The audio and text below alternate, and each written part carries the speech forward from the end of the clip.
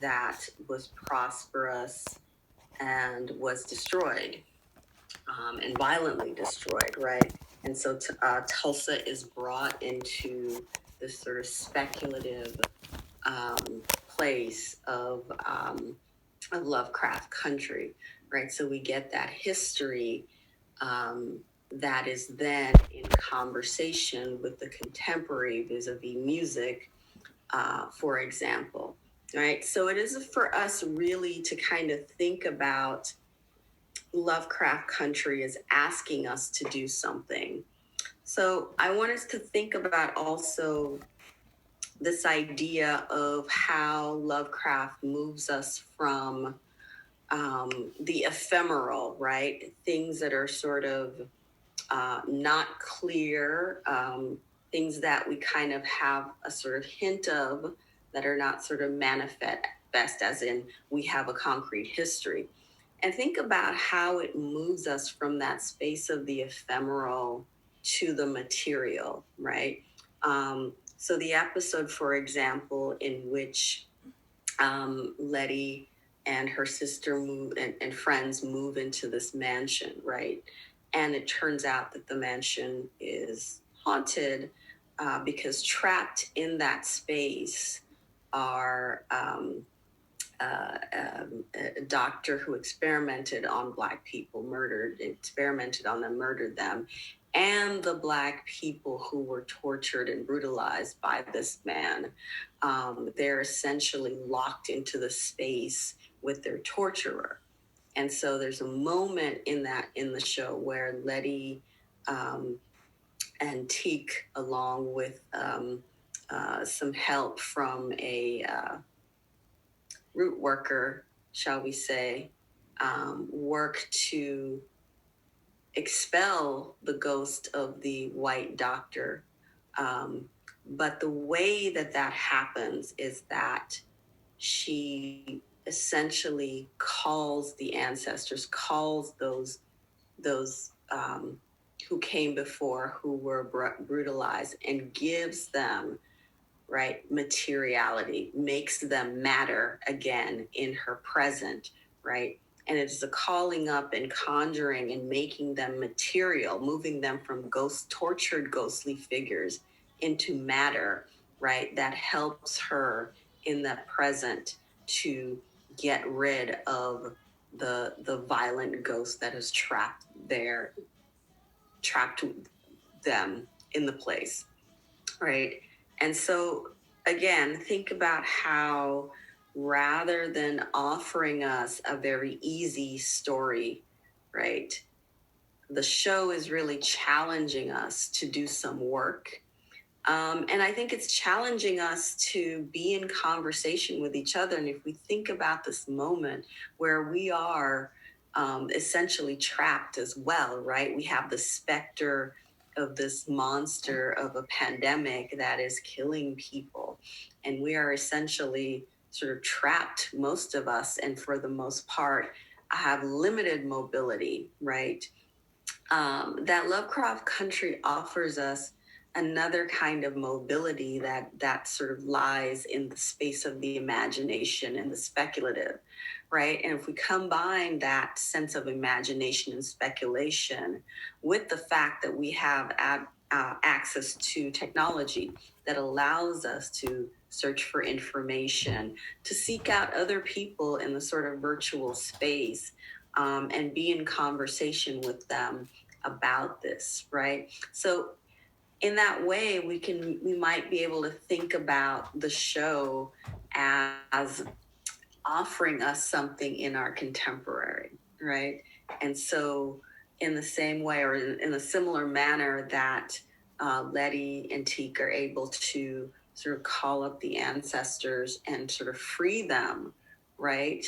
But also in the process, it's not just a matter of freeing them. She calls them up and they are their own agents, right? They claim the materiality of their bodies in order to do the work in the present, right? That then frees them, right, from the torture and from the grips of this torturer. So it is for us to kind of think about in this moment, what is this show offering to us? What is the appeal of it, right? In this moment of global terror, when we are sort of locked in spaces, some of us by ourselves and some of us with others.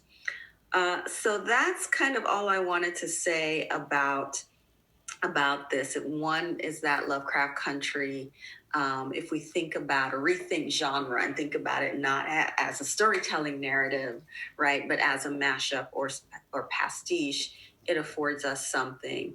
And then to think about the kind of work that it's asking us to do in this moment. So I wanted to just end there with my little spiel and to see where we were in terms of whether or not we had questions or comments or curiosities about the show and where we might go from there. So, Chiffon?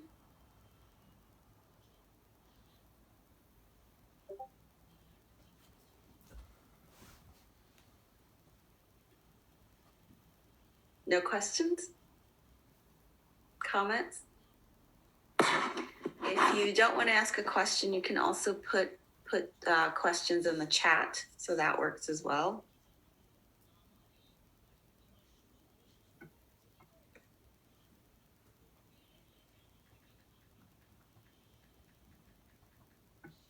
Yeah, I have no questions. Okay. I don't. But have you seen the show? Huh? No, I have not. Oh. I have not. We're gonna have to arrange some not. things then. Are you in Jersey City or? Yeah, I am. I am in Jersey City. Mm-hmm. But I have not. Like, this is my first time. Other than, like, this is my extra credit class. Now, what have you heard about the show then? I have not. I never knew about the show. I never knew about the show. All right. Well, we're gonna have to get you watching the show. Yeah, I never knew about the show. Oh my! I never knew about it. Yeah, get you watching the show. It's this is the first time in my life that I actually have paid to watch something. Okay. And I'm glad I did. It's on HBO. And it's really good because it brings in all of these elements of Black history and Black life. The show actually also represents Black people, I think, in ways that we see ourselves, but maybe people don't see us. Right. So if you think about the 1950s, right? And you think about, you see a different kind of Black life. Yeah, right? You do. And you see, and it's also really nice to see Black families, Black people who love each other, are expressive of that love, Black community. So the way that, they focus on Black community spaces and Black communal spaces, when you have the block party with the live music and it's and also the kind of tensions of family as well, right?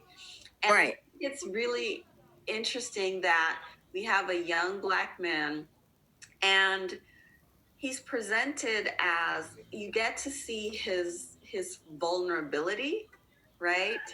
And he's not presented as like the hero who saves everybody, right? He's presented as like a young man who's like trying to figure things out in his life. He signed up to go to the war, so he's in Korea. He goes to Korea because he wants to get away from his dad, who's abusive.